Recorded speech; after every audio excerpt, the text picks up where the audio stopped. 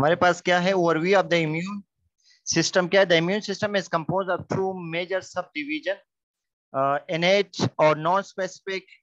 हमने ये कहा था कि non specific इनेट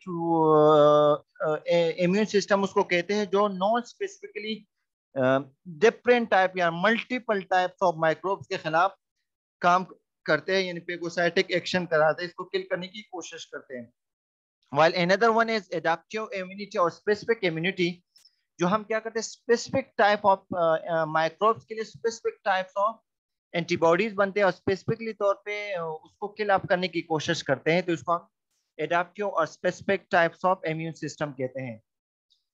इनेट immune system is और फर्स्ट लाइन। हमारे पास जो इनेट है या नॉन स्पेसिफिक इम्यून सिस्टम है, ये हमारे पास first line of defence against invading organism, ये हमारे पास first line of defence mechanism में आते हैं, जो क्या करते हैं, जो इन्वेडिंग माइक्रो ऑर्गेनिज्म को के खिलाफ या इसको किल करने की कोशिश करते हैं। It's just work like a barrier के तौर पे काम करते हैं। while the adaptive immunity जो है हमारे पास क्या है, act as a second line of defence. हमारे पास जो एडाप्टिव इम्यूनिटी है वो सेकंड लाइन ऑफ डिफेंस में आ जाते हैं, and also protection against the exposure of the same pathogen. और ये क्या करते हैं, ये एंटीबॉडीज कंटेनिंग होती है, इसलिए ये क्या करते हैं, ये प्रोटेक्शन प्रोवाइड करते हैं री एक्सपोजर। फॉर एग्जाम्पल, एक बीमारी आपको एक मरतबा हो गया, इसके खिलाफ एंटीबॉडीज बन गई, अगर सेम बैक्टीरिया या माइक्रोब दोबारा आपके जिस्म में एंटर होगा तो वही एंटीबॉडीज इसको किल अप करने की कोशिश करेगा। इस किस्म के इम्यून सिस्टम को हम क्या कहते हैं, second line of defence mechanism कहते हैं। जो first line of defence mechanism है वो क्या होते हैं, वो वन टाइम के लिए होते हैं, जबकि हमारे पास जो सेकंड लाइन ऑफ डिफेंस है, इसका मतलब है सेकंड टाइम के लिए वो अवेलेबल हो सकती है और सेकंड लाइन के लिए वो यूज आप हम कर सकते हैं। सही है, इसलिए each of the major subdivision of the immune system have both, इसमें सेलुलर और ह्यूमरल इम्यूनिटी भी होती है। innate immune system also has anatomical features that function as a barrier to infection। ये बोले कि innate immunity जो है एज अ मैकेनिकल या एनाटॉमिकल फीचर्स की तरह काम करते हैं, जिसका फंक्शन क्या है, it's work like a barrier to infection, यानी इन्फेक्शन के खिलाफ प्रोटेक्शन प्रोवाइड करते हैं, एक बैरियर के तौर पे काम करते हैं, एक रुकावट बनती है। innate and adaptive immune system both function to protect। innate immunity और adaptive immunity दोनों का काम क्या है, इन्वेडिंग ऑर्गेनिज्म से दोनों से प्रोटेक्शन प्रोवाइड करना है। डिफर इन नंबर ऑफ वे, इसके मुख्तलिफ वे से हम इसको इख्तिलाफ रखते हैं, यानी दोनों डिफरेंट है, adaptive immunity and innate immunity. एक सबसे बड़ी डिफरेंस वो ये है कि इनेट इम्यूनिटी वो क्या है, नॉन स्पेसिफिक इम्यून सिस्टम है। मीन ये है कि एट वर्क लाइक का मल्टीपल माइक्रोब्स के खिलाफ काम कर सकते हैं, ये कोई स्पेसिफिक जरासीम के खिलाफ एक्टिव नहीं होते हैं। while the adaptive immunity जो है वो स्पेसिफिक टाइप ऑफ जरासीम के खिलाफ काम करते हैं, इसको किल अप करने की कोशिश करते हैं। innate immunity जो है वो वन टाइम यूज होते हैं और इसको first line of defence mechanism भी कहते हैं, जबकि एडाप्टिव इम्यूनिटी को हम सेकंड लाइन ऑफ डिफेंस कहते हैं। और इसी वजह से अगर एक मरतबा कोई बैक्टीरिया के खिलाफ आपके एंटीबॉडीज बन गई, सेकंड टाइम अगर वही एंटीबॉडीज वापस वही बैक्टीरिया एंटर हो गए, सेम बैक्टीरिया, तो फॉर द सेकंड टाइम भी वो आपको क्या कर सकते हैं, प्रोटेक्शन प्रोवाइड करते हैं, इसलिए हम इसको second line of defence mechanism भी कहते हैं।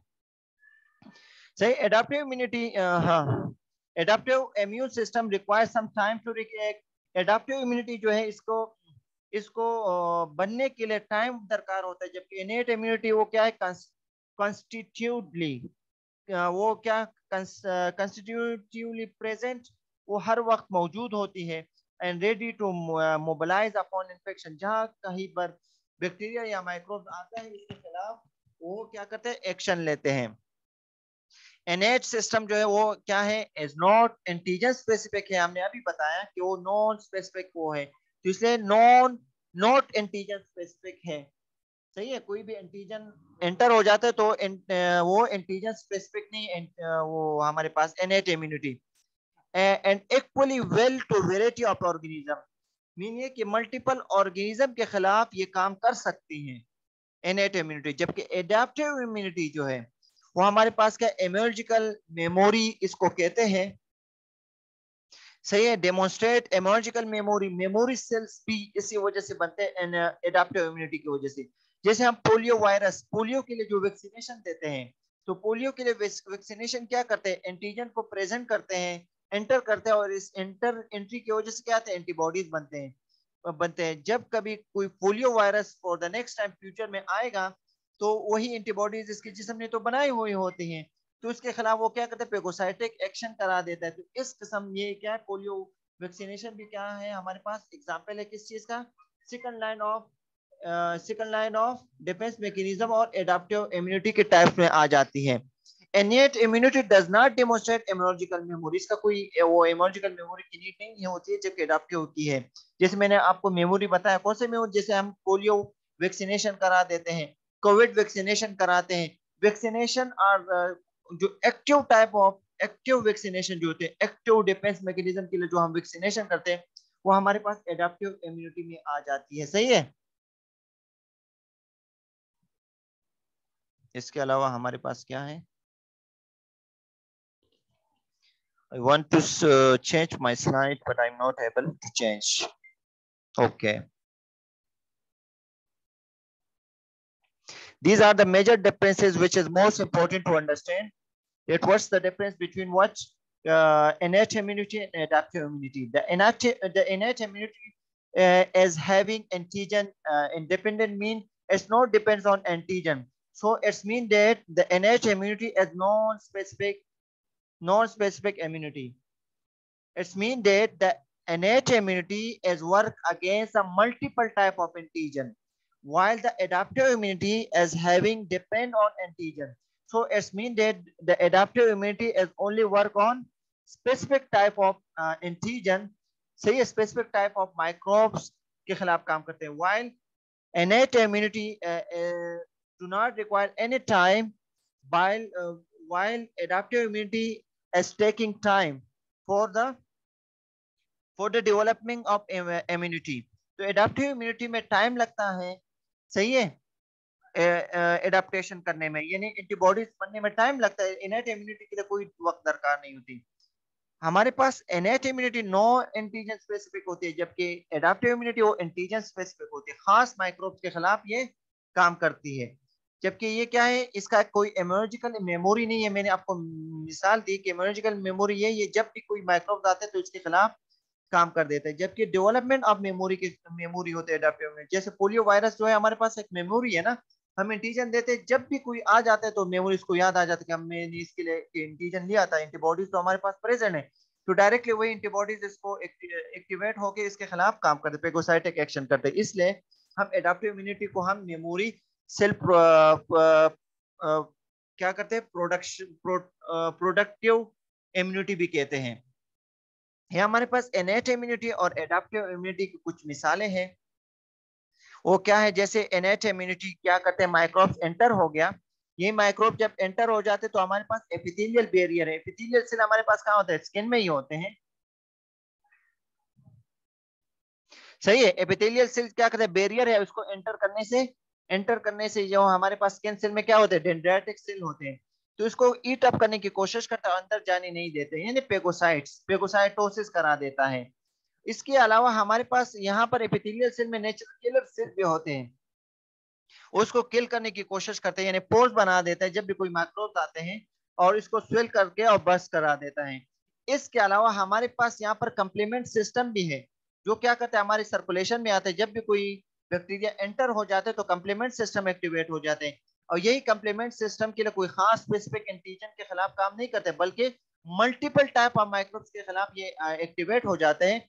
और ये से C1, C2, C3, C4, C5, C6, C7, C8, C9, और एक क्या करते हैं, मेम्ब्रेन अटैक कम्प्लेक्स बना देते हैं, और ये मेम्ब्रेन अटैक कम्प्लेक्स जो है क्या करते हैं, ड्रिल द बैक्टीरियल मेम्ब्रेन को क्या करते हैं, ड्रिल कर लेते हैं, का ड्रिल मशीन, जिसकी वजह से बैक्टीरियल सेल का जो वो पोर्स बनता है, जिसमें वाटर एंटर हो जाता है, बर्स्ट हो जाता है, और बैक्टीरिया किल हो जाता है। ये कंप्लीमेंट सिस्टम का काम है। लेकिन हमारे पास एडाप्टिव इम्यूनिटी क्या है, एडाप्टिव इम्यूनिटी में हमारे पास क्या है, एंटीबॉडीज कंटेनिंग है। देखो हमारे पास क्या है, एंटीबॉडीज बन जाती है। यही एंटीबॉडीज क्या करते हैं, जब भी कोई माइक्रोब्स एंटर हो जाते हैं तो माइक्रोब्स के खिलाफ ये क्या करते हैं, इसको किल अप करने की कोशिश करते हैं। हमारे पास दूसरा है नॉन स्पेसिफिक डिफेंस मैकेनिज्म, जो एडाप्टिव इम्यूनिटी इसको कहते हैं।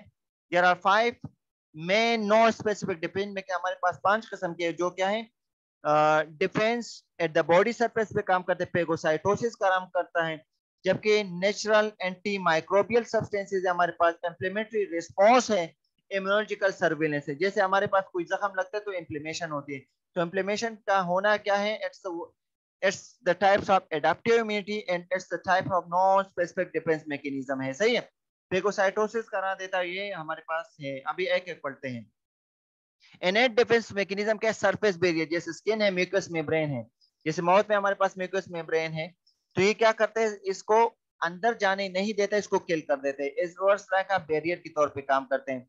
इसी तरह हमारे पास innate immunity internal defence mechanism है, हमारे पास क्या है, फेगोसाइट्स करा देता है, फीवर करा देता है, नेचुरल किलर सेल्स है, एंटी माइक्रोबियल प्रोटीन है जो कंप्लीमेंट सिस्टम में आ जाते हैं, कंप्लीमेंट प्रोटीन्स हैं जो सर्कुलेटरी सिस्टम में होते हैं, और ये एक्टिवेट कब होते हैं, जब हमारे पास कोई माइक्रोब्स एंटर हो जाते हैं, और इम्प्लीमेशन भी है।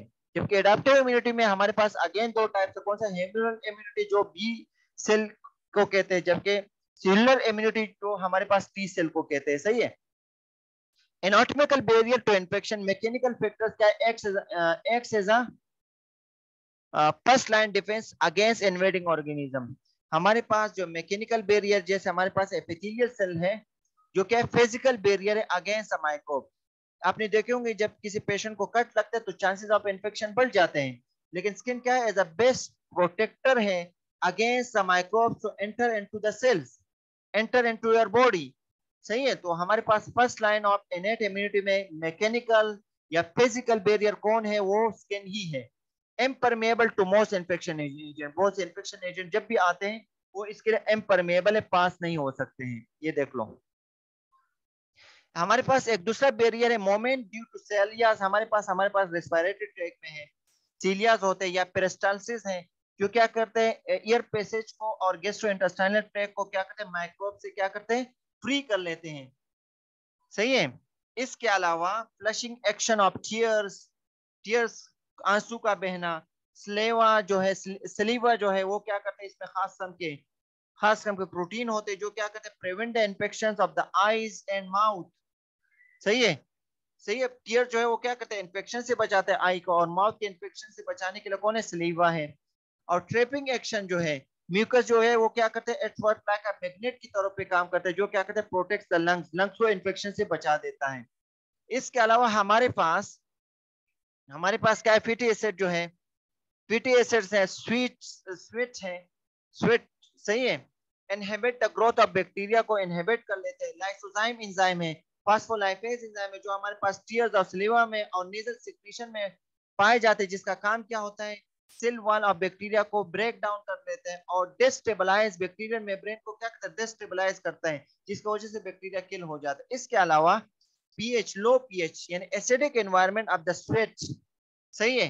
एंड गैस्ट्रिक सिक्रीशन जो है, गैस्ट्रिक एचसीएल सिक्रीशन में भी पीएच कम होता है, जो क्या करते हैं, बैक्टीरियल ग्रोथ से प्रिवेंट करा देता है। इसके अलावा तीसरा हमारे पास बायोलॉजिकल फैक्टर या एनाटॉमिकल बैरियर में हमारे पास कौन है, हमारे पास नॉर्मल फ्लोरा भी पाए जाते हैं, हमारे पास माउथ में भी नॉर्मल फ्लोरा पाए जाते हैं, जो क्या करते हैं, which work like a flora of the skin and GIT can prevent the colonization of the pathogenic bacteria के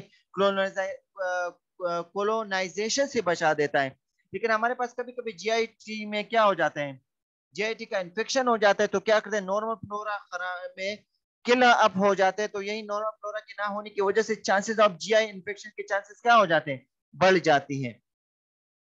यहाँ तक मेरे ख्याल से, यहाँ तक it's enough for today, and tomorrow we will discuss the remaining lecture inshallah.